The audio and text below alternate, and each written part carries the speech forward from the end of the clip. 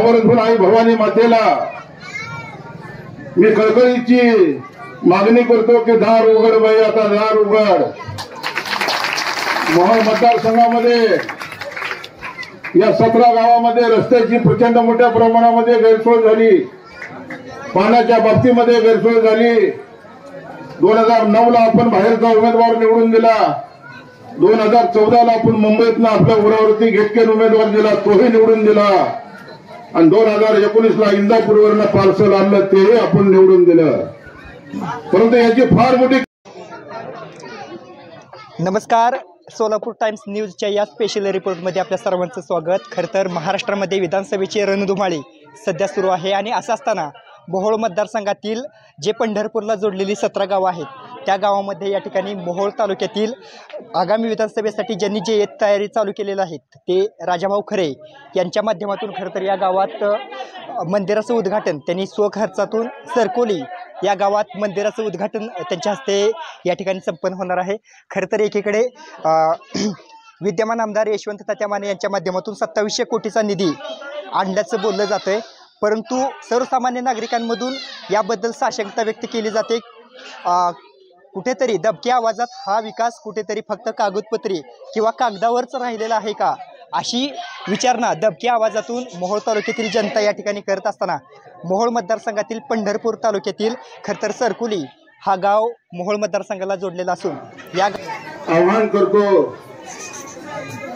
की महाराष्ट्रामध्ये चाललेल्या मराठा आरक्षणाला माझा जाहीर पाठिंबा आहे आणि मराठ्यांना आरक्षण मिळालंच पाहिजे, हा त्यांचा मूलभूत हक्क आहे. आणि त्याच्यासाठी जर तुम्ही मला संधी दिली तर विधिमंडळात सुद्धा आवाज उठवू, परंतु आपल्याला आरक्षण मिळाल्याशिवाय आम्ही स्वस्थ बसणार नाही. आणि मग देव देश आणि धर्माचे रक्षण करण्यासाठी आई तुळजापूरच्या भवानीच्या आशीर्वादानं छत्रपती शिवाजी महाराजांचा जन्म झाला. त्यावेळेचा कालखंड असा होता की आपले देव सुद्धा आपल्याला लपवावे लागले होते, आपला धर्म सुद्धा संकटात होता. त्यावेळेला आई तुळजापूरच्या भवानी मातेनं छत्रपती शिवाजी महाराजाला दृष्टांत दिला आणि भवानी तलवार देऊन या महाराष्ट्रामध्ये या देशामध्ये हिंदवी स्वराज्य स्थापन व्हावं म्हणून भवानी मातेनं आशीर्वाद दिला. आपल्याला माहिती आहे की 350 वर्षापूर्वी या महाराष्ट्रामध्ये या देशामध्ये छत्रपती शिवाजी महाराज रयतेचा राजा होऊन गेला. आजही आपण महाराजांना नतमस्तक होऊन कारभार करतो. पारिवारिक संबंध होते. आणि मी आज तुम्हाला सांगतो की ज्या वेळेला या मोहोळ मतदारसंघामध्ये काम करत असताना मागेल त्याला रस्ता, मागेल त्याला पाणी, मोहोळमध्ये 15 दिवस पिण्याचं पाणी नव्हतं. आणि नागनाथाची यात्रा आल्यानंतर ना मुलगी आईला फोन करून विचारत होती की आई, मी माझ्या नवऱ्याला माझ्या लेकरा बाळाला घेऊन मोहोळच्या नागनाथाच्या यात्रेला येते. तर आईने उत्तर दिलं मुलीला की बाई तू काय येऊ नको, कारण इकडे 15 दिवस प्यायला पाणी नाही आणि मग तुझ्या बरोबर असणारी तुझी पाहुणी रावळी लेकरं बाळ नवरा यांना मी कुठून पाणी आणून देऊ. इतकी भयानक अशी परिस्थिती. आणि मग नागनाथाच्या यात्रेच्या निमित्तानं मी ताबडतोब पहिले 5 टँकर दिले, त्याच्यानंतर पुन्हा 5 टँकर वाढवण्यात आले. आणि मला ज्या वेळेला दुष्काळाची दहात माझ्या लक्षात आली त्यावेळेला 24,000 लिटरचे पुन्हा 5 टँकर असे 15 टँकर हा पंढरपूरचा सुपुत्र मोहोळच्या दुष्काळामध्ये लोकांना पाणी पाजण्याचं काम करत होता. ही दानत आमची आहे. भोसले साहेब आपण म्हणाला की ही नानांची दानत होती, पण या पंढरपूरच्या मातीचा एक गुण आहे की इथं खूप चांगली माणसं जन्माला आली.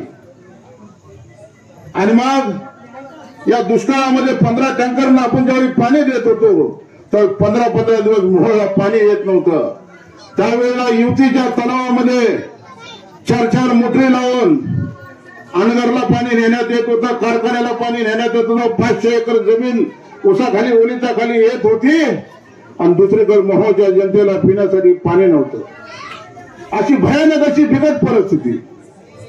आणि मग मोहोळकरांचं सब रजिस्टर ऑफिस नेणं, मोहोळचं तहसील कचेरी नेणं, मोहोळची एक एक कार्यालय नेणं, पंढरपूरच्या 17 गावाची आम्हाला काही गरज नाही अशा पद्धतीची दादागिरी, दडपशाही, तानाशाही आज या मोहोळ मतदारसंघामध्ये आहे। आणि आई भवानीच्या साक्षीला ठेवून मी आज तुम्हाला कळकळीचं आव्हान करतो की पंढरपूरच्या 17 गावाची नैतिक जबाबदारी आहे की मोहोळच्या जनतेला दादागिरीतून, दडपशाहीतून आया बहिणी जर आपल्याला सुरक्षित मोहोळमधल्या ठेवायच्या असतील तर या अनगरची निजामी पाटीलकी आपल्याला संपवावी लागेल। आणि भवानी मातेला मी आज मागणं करतो की आई भवानी माते, जसा छत्रपती शिवाजी महाराजांना आशीर्वाद दिला तसा या पंढरपूरच्या सुपुत्राला आशीर्वाद दे।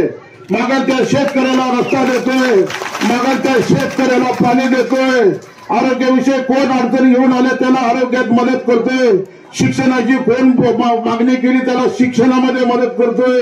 येणाऱ्या प्रत्येक माणसाला मदतीचा हात देण्याचं काम भोसले साहेब या पंढरपूरच्या सुपुत्रानं मोहोळ मतदारसंघामध्ये केलं।